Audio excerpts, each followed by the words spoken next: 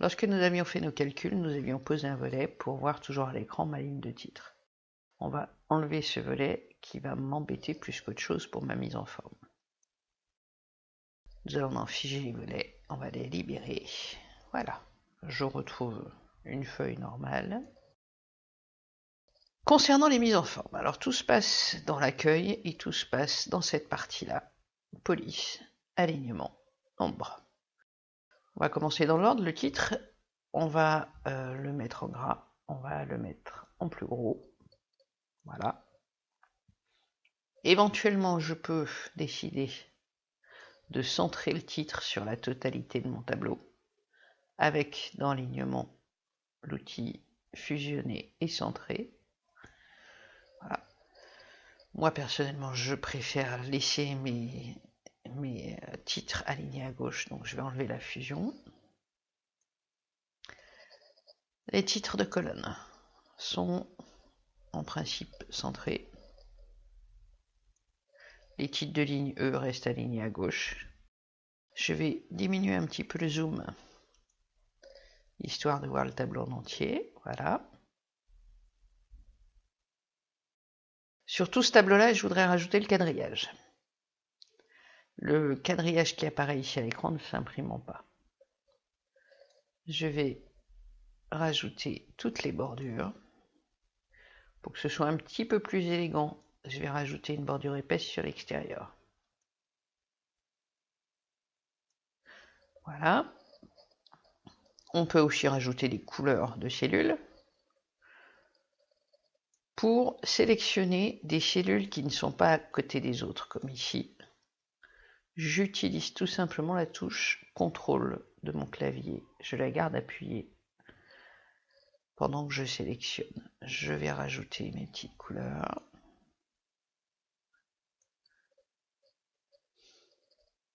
Concernant les alignements, on a déjà centré les titres. Les chiffres, eux, restent toujours alignés sur la droite, donc on n'y touche pas. Les textes restent alignés sur la gauche, donc on n'y touche pas. Petite chose particulière quand même sur les titres, en admettant que j'augmente un petit peu mon titre ici, voilà, je ne vois pas préunitaire en entier. Pour des raisons pratiques, je ne dois pas agrandir ma colonne. J'ai une possibilité pour faire ça, c'est le renvoi à la ligne automatique. Excel va me permettre de mettre mon texte sur 2 lignes. Esthétiquement, c'est pas très joli par rapport aux autres. Ce serait mieux si on remonte tout le monde au milieu de la cellule.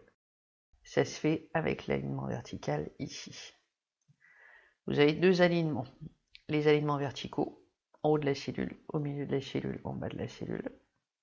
Et les alignements horizontaux, alignés à gauche, centrés, alignés à droite. Il nous reste les nombres à mettre en place. Tous vos nombres doivent avoir un format pour qu'ils soient tous alignés correctement. Ces nombres-là sont tous du même ordre. Ceux-là sont dans un ordre différent puisque c'est des euros. Et ceux-là, enfin, sont dans un autre format qui est le pourcentage.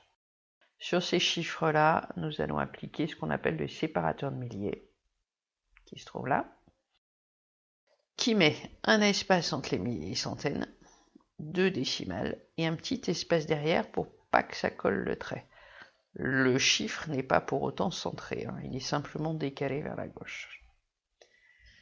Si je veux garder les décimales, je laisse comme ça. Si je veux enlever des décimales, j'ai ici un petit outil.